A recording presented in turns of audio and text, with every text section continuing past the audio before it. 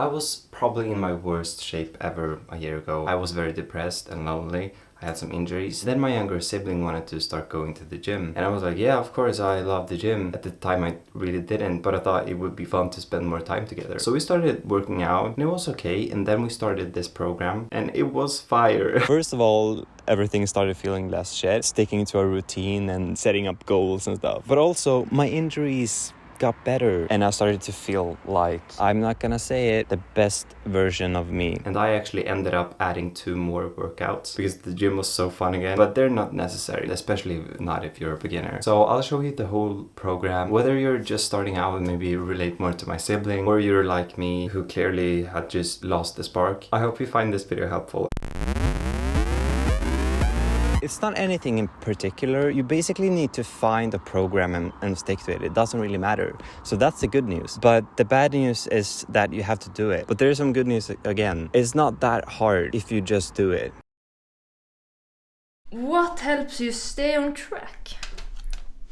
Okay, wait. You don't. You haven't gone to the gym in weeks. I did it once a year ago. I started working out on the summer break. Then it was easy to just lock in for a few weeks. So I didn't have to balance it with school right away. After school started, we did this upper-lower split 4 times a week. But not every week we got those 4 workouts in. So then this full body split, we cut down to 3 weeks. So we would have, we decided, okay, Tuesdays, Thursdays, and 1 weekend, and we can always make it work. And I think that's the key to stay consistent. Be realistic with your goals. I mean, you have a life. You're not like me. No, yeah, you shouldn't overpower it from the beginning because then it's overwhelming. It's better to just be cool in the beginning. Yeah. Do you want another question? Tips for someone going into this from a similar place you were in. It sounds like you were in this dark cave. Yeah, I was heavily miserable. depressed. It wasn't that bad, but it wasn't that much better. Maybe miserable is the wrong word, but I'm gonna use it anyway. I don't think I realized how miserable I was before I actually created the better routines and habits. When I think about it now, I want to throw up. It was kind of awful. And I wasn't feeling very well because I barely slept anything and bad shape, and I hated myself and everyone else. And it wasn't very great. It also helps to work out with someone else. You know, you can't really cheat in the same way. Every time you feel like not going and you do it anyway, it's a very nice feeling. What's changed since we started? Anything unexpected? I can't say everything, but it is kind of everything. I wasn't very angry or anything before, but still I was a lot more angry on the inside. I have much better routines and I know what is expected of me when I go to a gym, and it gives you a little perspective maybe. Anything you were like, oh, I didn't expect this to happen, but... Well, I didn't think my training was going to affect my eating habits and my sleep habits that much. I didn't think I was going to care so much. Oh yeah. I tried to go to bed and go up these times every morning because of my gym progress. It's not only that, but that was one part of it when I did the change. A few side effects though. Now my social media is only gym content and mostly women. I'm not complaining. I mean, what can I say?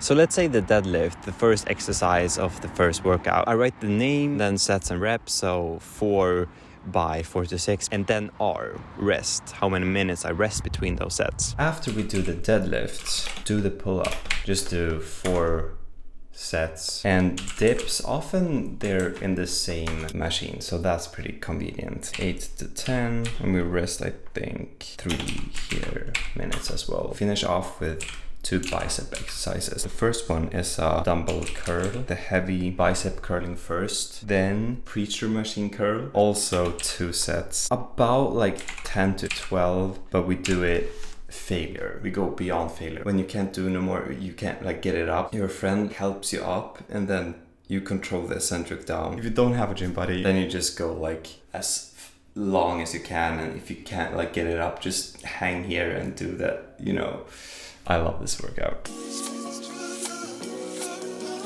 Rotator cuff, do you put a cable and then you warm up your rotator cuffs? You don't even probably rest. You do one arm and then you do another arm or your other arm, and then push up as many as you can 3 times. Rest probably 2.5 minutes. If you want to bench press, but I think it's cool to master the body weight exercises. Cable row. This is a really fun one. Stretch out your lats and drive with your elbows back. Then we do cable lateral raise. So this one is also like so good. Go up and then you stretch and then you go up. 4 of those. And you don't really rest here as well. I mean, you do one side and then you do the other one with, of course, some breaths in between. You don't have to rush it. Then we actually finish off with a leg extension and a leg curl. You can do one and then you can rest a minute and then do the other one, or you can just do one at a time. And if you want, you can do a calf raise. You can sit in a leg press. You know, it's nice. So the last workout, the squat, start with the squat. One way to think about it is just what is the natural position for me to jump, and that's your squat stance. Then you do a chest supported row, 8 to 10, then dumbbell OHP. One week you do 2 sets, the next week you do 3 with the same weight, and the next time 4. The week after that you go back to doing 2 sets, but hopefully with more weight or more reps. After that, do some lateral dumbbell lateral raises. Those are really great. And then we actually do pull-ups again, but we only do 2 sets, do as many as you can. And you don't need to warm up because you've already warmed up with the row, which you rest for like 3 minutes. On this one also like 3 minutes. Dumbbell lateral raises, you probably only need to rest like 1 minute. Skull crushers or some other tricep isolation, and you rest 1.5 minutes or so. Oh. Find some isolation you like and do 12 to 15 and just go for it, you know? Do some ab thing 3 times, rest about 2 minutes, and that's the whole workout split. When I implemented the 2 extra workouts, I swapped out the deadlift to a Romanian deadlift. It's less taxing on your joints and stuff. I like to do them after the pull-up, so I did the pull-up and dips and then the RDL.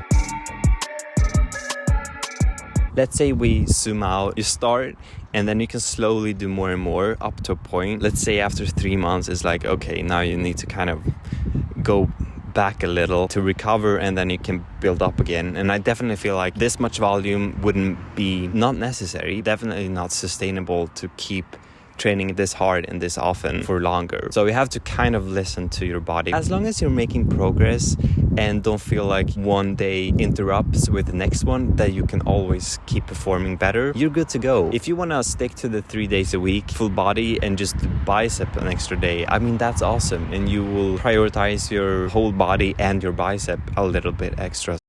Should I show you my result of this program?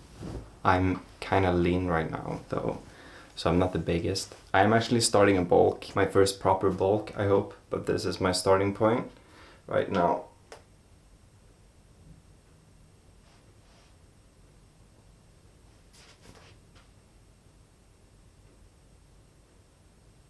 And this is just the upper part. You should see my butt.